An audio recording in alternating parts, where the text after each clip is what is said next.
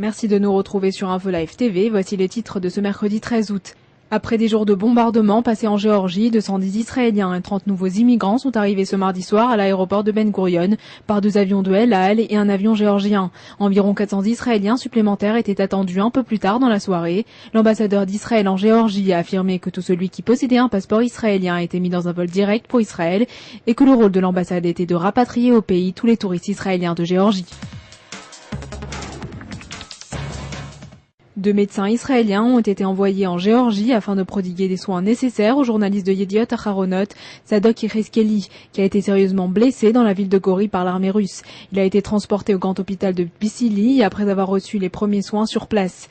Avi Rifkin et Micha Shamir apporteront les futurs traitements médicaux au journaliste israélien âgé de 52 ans, dont l'état s'est apparemment stabilisé.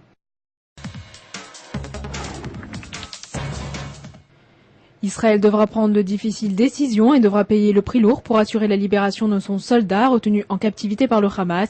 C'est ce qu'a déclaré le ministre de la Défense, Ehud Barak, durant une conférence du Parti travailliste donnée à Dimona ce mardi. Le ministre de la Défense a lancé de nombreux appels pour la libération de Gilad Shalit, mais a jusqu'ici évité tout commentaire concernant les détails des négociations avec le groupe islamiste dont l'Égypte est le médiateur. Après avoir enduré presque une décennie sans interruption, de roquettes et d'alarmes, les habitants de Sderot vont recevoir une aide sociale fondée sur la situation liée à leur sécurité.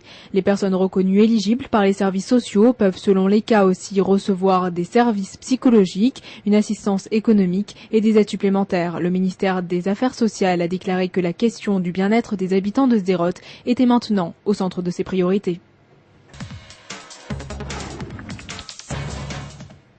Le cabinet dirigé par le Premier ministre Fouad Seniora a remporté ce mardi le vote de confiance après des débats houleux entre la coalition au pouvoir et l'opposition menée par le Hezbollah sur la question du réarmement de la milice chiite.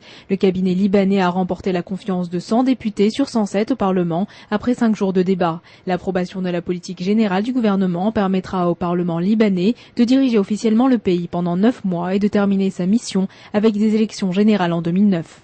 C'est la fin de ce journal, merci de l'avoir suivi sur Info Live TV, la première télévision israélienne sur Internet qui émet en 4 langues depuis Jérusalem.